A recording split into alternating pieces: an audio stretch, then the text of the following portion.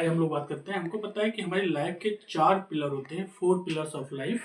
पहला होता है पैसा, पावर एंड प्रिविलेज। दूसरा होता है कंट्रीब्यूशन। तीसरा होता है हेल्थ एंड फिटनेस एंड चौथा होता है रिलेशनशिप। इसमें सबसे इंपॉर्टेंट होता है आपका पैसा, पावर एंड प्रिविलेज, जो चलता है एक्सचेंजेबिलिटी पे।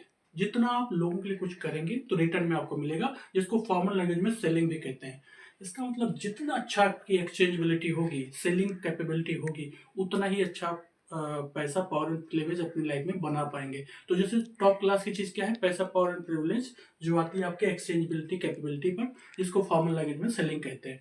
अब ये अच्छी तरह से सेलिंग जो करेगा ना, वो उतना ही अच्छा पैसा, पावर एंड प्रिविलेज बना पाएगा लाइफ में।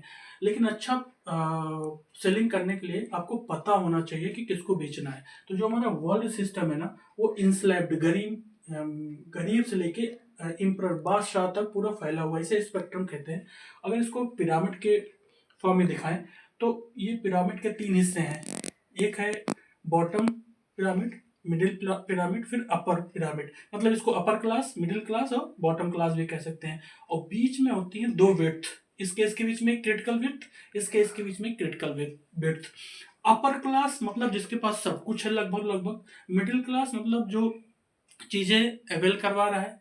और बॉटम क्लास जिसके पास सर्वाइवल के लिए भी पैसा नहीं है।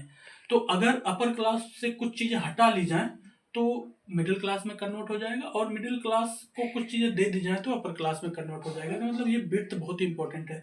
उसी तरह अगर बॉटम क्लास को कुछ चीजें दे दी जाए तो अपर मिडिल में चला जाएगा, और मिडिल क्लास से कुछ चीजें छीन ली जाए तो बॉटम में आ जाएगा। तो 7 कैटेगरी होगी अपर।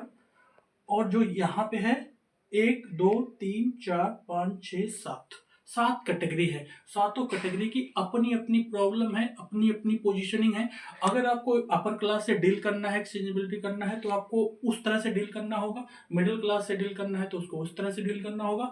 बॉटम क्लास से डील करना है तो उसको उस तरह से डील करना होगा। तो इसे कहते हैं, अगर आप टॉप क्लास की एक्सचेंजेबिलिटी या सेलिंग कर रहे हैं तो इसे कहते हैं रेपो बनाना या रेजोनेंस कंडीशनिंग। तो अगर अपर क्लास वाले हैं, जैसा चाह रहा है उसको प्रोवाइड करेंगे, वैसी प्राइसिंग रखेंगे तो आपको ऐसा रिजल्ट मिलेगा। मिडिल क्लास वाले के साथ उसकी अलग प्रॉब्लम है, उसकी अलग पोजीशनिंग है, उसके साथ डील करेंगे तो उसके लिए अलग तरीका है। तो 7 कैटेगरी हैं, सातों कैटेगरी को डील करने का अलग तरीके हैं। अगर उस कैटेगरी की प्रॉब्लम पोजीशनिंग को आप समझ गए तो आप अच्छी तरह से एक्सचेंजेबिलिटी कर पाएंगे, सेलिंग कर पाएंगे, और आपको शानदार चीजें मिलेंगी। Thank you.